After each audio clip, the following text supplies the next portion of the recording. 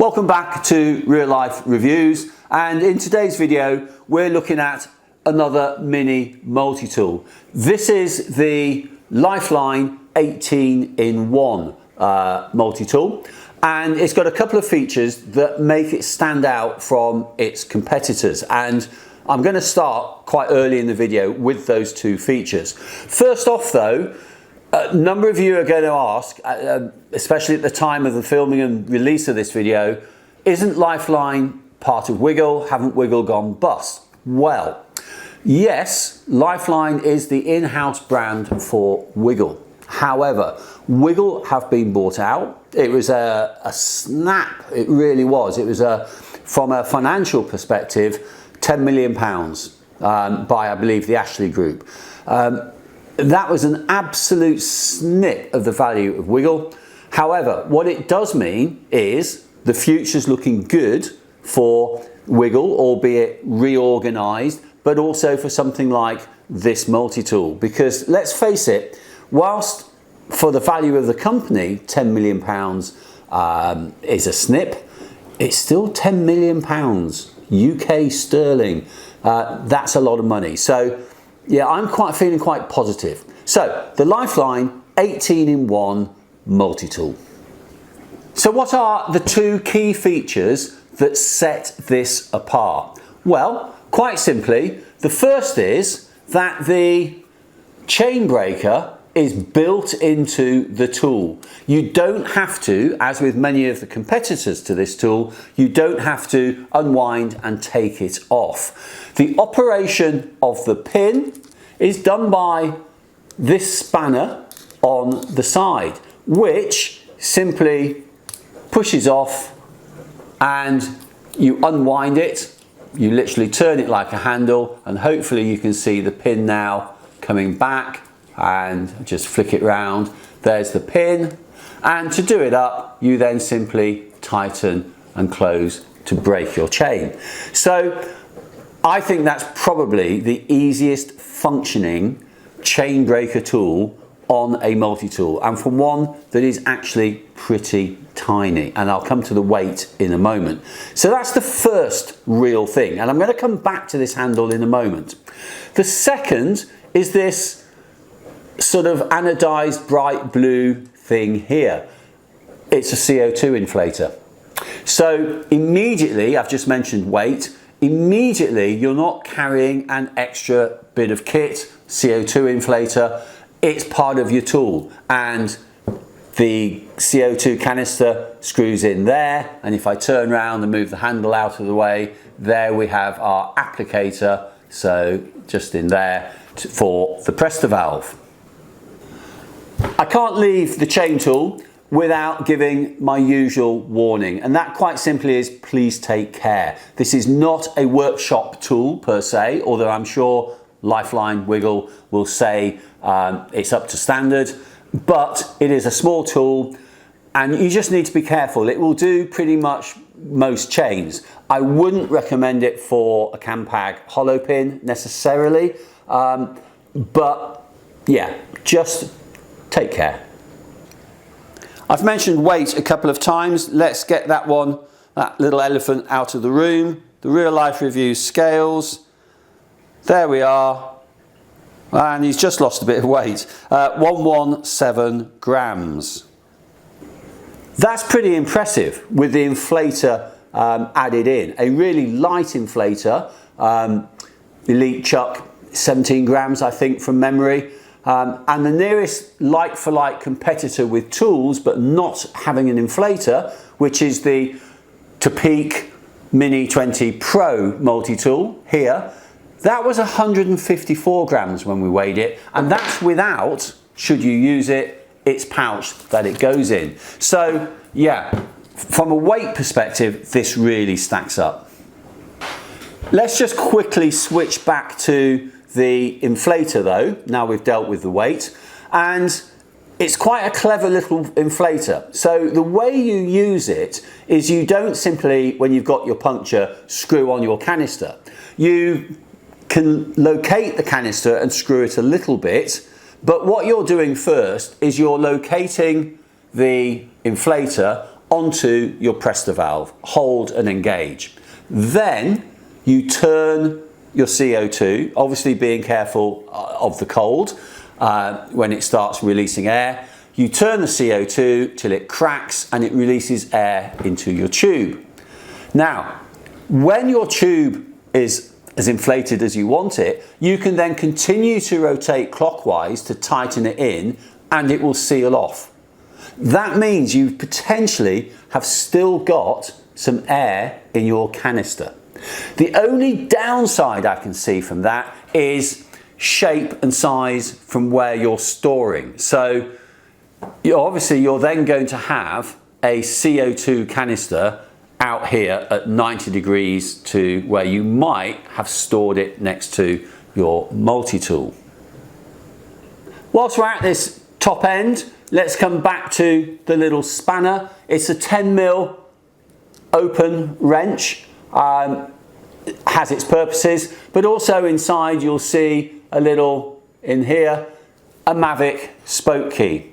If I turn it to the side, hopefully you can see another 4, there we are, another 4 spoke keys. And these are, from smallest to largest, 3.23mm, 3.3mm, 3.45mm, and 3.96mm. So that will take you through most of your requirements for your spoke keys. Now, 18-in-1 tool, potentially 19-in-1, because if you look at the spanner, and if I turn it to the side, you'll see an offset and a little curve to it. And in an emergency, this could be a tyre lever. It's not designed as one, but it is certainly, it's got more leverage, and it's certainly no worse than a number of the inbuilt metal tyre levers that you see on some multi-tools. So again, caution, handle with care, particularly if you've got carbon rims, but in an emergency, you do have a tyre lever that you can use.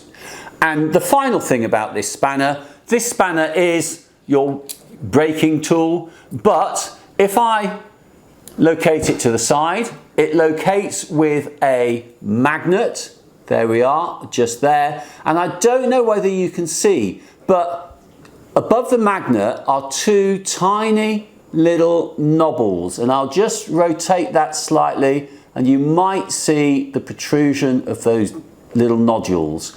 And what that means is when I close the spanner and push it over, just with those 2 little bits and the magnet, that stays in there. I can shake it as hard as I like. It's not going to come out of place. It's not going to move and get in the way of something else. So quite handy, very natty. I like that. At the other end, we have our standard basic tools that you would expect. So we'll open them up. As per pretty much any tool now, the tool is held together with hex bolts, so you can tighten and loosen the tool within reason to get it to how you want. This has come quite nicely weighted actually, and I can just pull out all the tools and they're very easy to get at. I would say they probably don't quite protrude as much as many, but then again, it's a small light tool. You can't have both.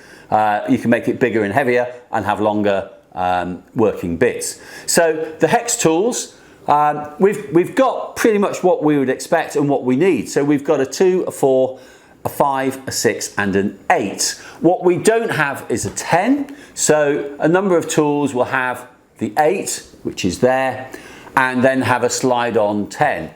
Arguably, do you need a 10 on your bike?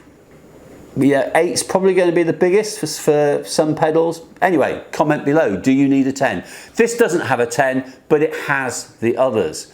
From Torque's perspective, we have a T25 and a T30. So that pretty much covers the bases for Torque's. T25 is the most common, that's the one I've got up now, and the T30 is on the other side. So we've got those. We also have, let's just move those out the way and flick up on this side. We have a Phillips screwdriver And on the other side, I can just make sure he comes up on his own, we have a flat head. I'm a big fan of having both of these because it's not necessarily, I know bikes are starting to do away, there's nothing much that's flat head anymore. Phillips, you're possibly looking at a little bit of rear derailleur adjustment, but it's what else you might need or come across. The flathead is good for just poking out things and cleaning some dirt that's got into something. And if you're bike packing, mountain biking, whatever, you might have something else with you that you want them for. So really, really good.